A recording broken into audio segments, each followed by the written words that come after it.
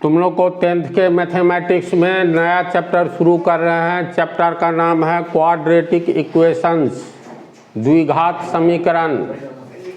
तो इसके बारे में हम पहले भी बतलाए हैं। द्विघात समीकरण, एक घात वाला समीकरण, अनंत घात वाला समीकरण। तो कुछ बेसिक बातें बतला देते हैं ताकि इस चैप्टर को समझना आसान हो जाए। समीकरण का घात किसे कहते हैं? पार्ट 1 से लेकर के 2 पार्ट कम से कम बेस होगा। बेस का अर्थ होता है जिसको जानने के बाद ही आगे की बात समझोगे। तो समीकरण का घात, घात का इंग्लिश होता है डिग्री। डिग्री ऑफ इक्वेशन किसे कहते हैं? तो कोई भी समीकरण दिया हुआ है, जैसे देखो x + 5 = 10, ये समीकरण हो गया। समीकरण में बराबर का प्रयोग होता है। बराबर के पहले कुछ पद होता है, बराबर के आगे कुछ पद होता है। मान लो यहाँ माइनस दे दिए तो क्या यह समीकरण कहलाएगा? नहीं कहलाएगा, क्योंकि 1 2 3 पद है। 3 पद में बराबर का प्रयोग कहीं नहीं हुआ है। जब पदों के बीच में एक जगह बराबर का प्रयोग हो जाए तो उसे हम समीकरण कहते हैं। इसको क्या कहेंगे? व्यंजक, बीज गणितीय व्यंजक, यानी ये हो गया एक तरह से बहुपद। तो चलो x + 5 = 10। समीकरण का घात का अर्थ होता है समीकरण में वेरिएबल होगा, तो वेरिएबल का सबसे बड़ा पावर समीकरण का घात कहलाएगा। तो इसमें कितना वेरिएबल दिखाई देता है? एक। वेरिएबल का नाम है x। तो एक ही वेरिएबल रहे तो उस वेरिएबल का सबसे बड़ा घात, घात का मतलब पावर। यहाँ x का पावर कुछ नहीं है तो कितना? 1। तो इस समीकरण में वेरिएबल का पावर 1 है, इसीलिए इस समीकरण का घात 1 होगा। समीकरण के घात की परिभाषा होती है किसी भी समीकरण में दिए गए वेरिएबल के सबसे बड़े घात को समीकरण का घात कहेंगे। अगर हम लोग लिखते हैं x² + x = 6, उसमें वेरिएबल का प्रयोग 2 जगह हुआ है, यहाँ भी और यहाँ भी। इसका पावर 2 है, इसका पावर कुछ नहीं तो 1 है। अब इस समीकरण में देखो तो वेरिएबल का सबसे बड़ा पावर 2 है, तो इस समीकरण का घात 2 होगा।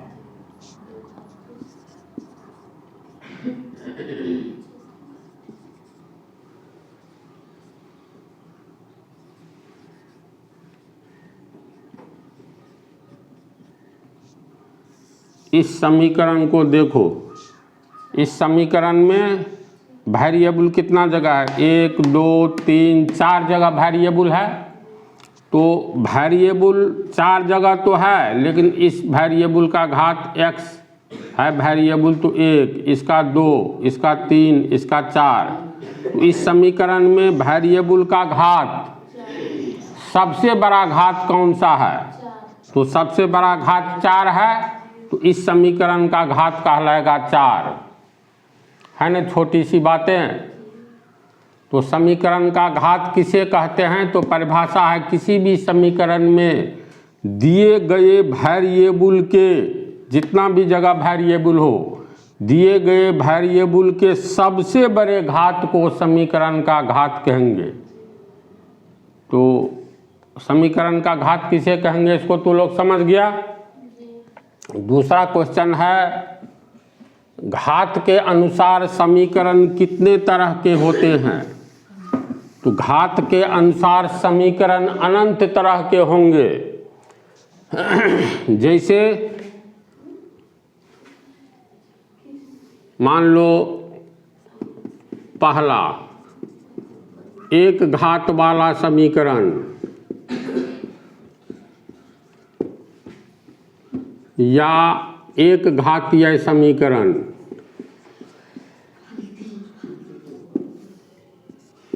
उदाहरण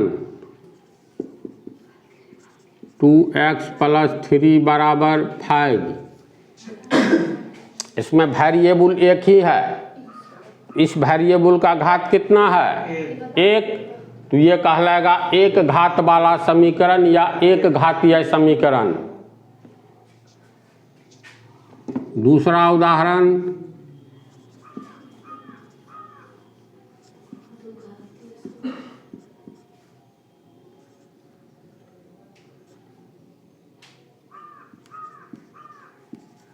ध्यान से देखो कौन सा समीकरण है? फंस गया न सब। इसको हल करके तो देखो अंतिम रिजल्ट क्या आता है। इसको अगर हल करेंगे तो ये 3x², अब प्लस 3x² पीछे आएगा तो माइनस 3x², फिर 5x बराबर 6 होगा। ये कट गया, इसीलिए 5x बराबर 6। अब बोलो। हाँ, तो ये भ्रम में नहीं रहना, एग्जामिनेशन में भ्रम में डालेगा, पावर दिखला देगा पूरे को, तब हल करके देखना अंतिम रिजल्ट क्या आता है। तो इसलिए अब बोलो ये कैसा समीकरण है, कैसे है समझे? चलो तू ही लोग बोलते जाओ। तो कहने का अर्थ ये हो गया एक घातीय समीकरण का उदाहरण। डाउट नहीं ना है?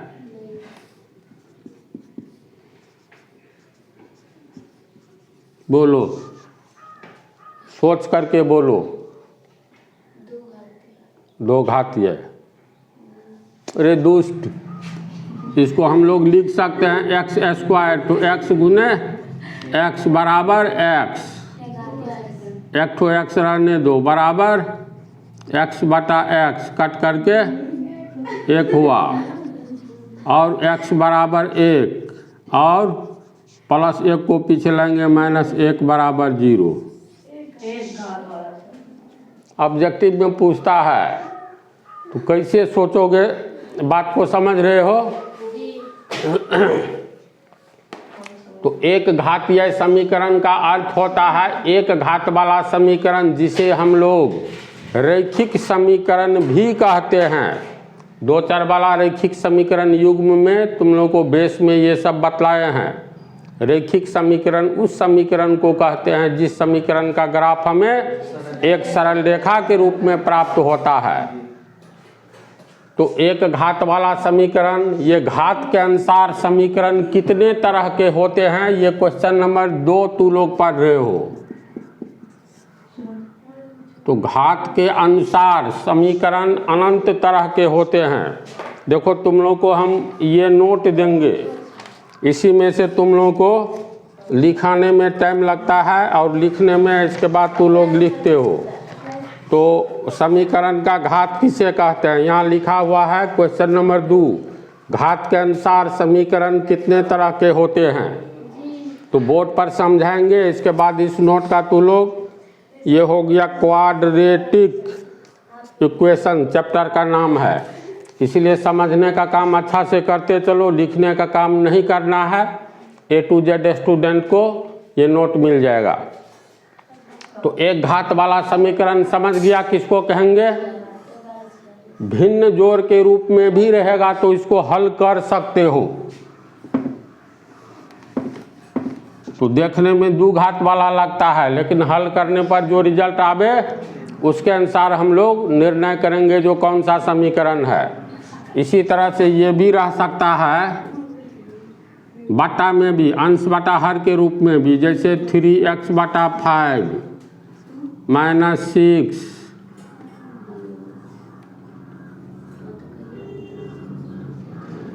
अगर ऐसा दे दिया जाए, या मान लो चलो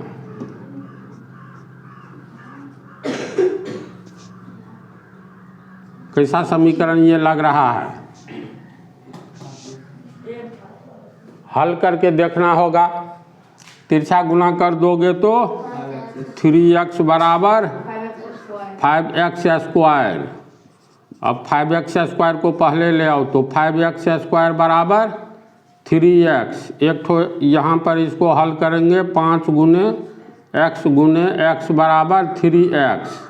एक ठो x को नीचे ले जाएंगे तो इसलिए 5x बराबर 3x। एक ठो x नीचे आ जाएगा, x कट गया, तो ये अंत में बच गया 5x बराबर 3, एक घात वाला हो गया। तो इस तरह से सबको समझ में आ गया। जो डायरेक्ट क्वेश्चन देख करके निर्णय करोगे तो गलती होने की संभावना मैक्सिमम अधिक से अधिक होगी। तो घात के अनुसार समीकरण अनंत प्रकार के होते हैं। ये कुछ उदाहरण है, एक उदाहरण रहने देते हैं। इसके बाद आ जाओ दो घात वाला समीकरण, जो चैप्टर है द्विघातीय समीकरण।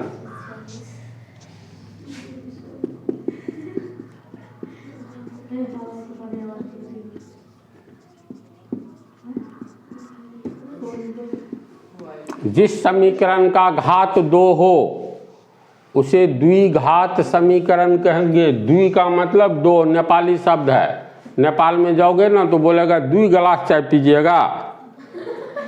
हाँ, 2 गिलास नहीं, द्वि मतलब 2, यानी ऐसा समीकरण जिसका घात 2 हो, तो ऐसे समीकरण को द्विघात समीकरण कहेंगे।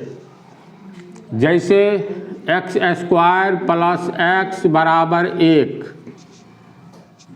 इस समीकरण का घात दिए गए समीकरण में वेरिएबल के सबसे बड़े घात को समीकरण का घात कहते हैं।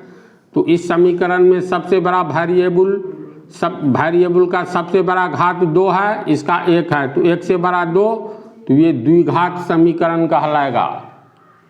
समझ गया?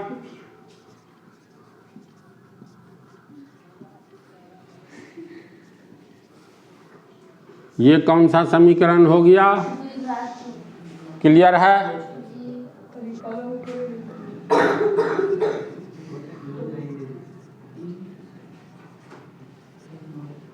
बोलो, इसके बारे में बोलो, सोच समझ करके बोलो। 3x³ बराबर x²। कैसे? देख करके तो लगता है सबसे बड़ा घात 3 है। तो इसको हम लोग ऐसे लिख सकते हैं ना, 3x² गुने x, x² को x से गुना करेंगे, x³ बराबर x²। 3x को रखेंगे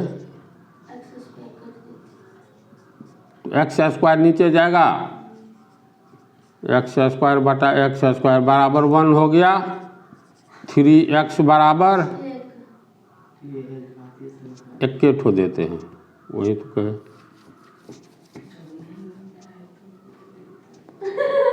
यहाँ पावर 3 है, यहाँ 1 है, तो देख करके लग रहा है त्रिघात समीकरण है, लेकिन इसको हम लोग तोड़ेंगे तो ऐसे होगा ना।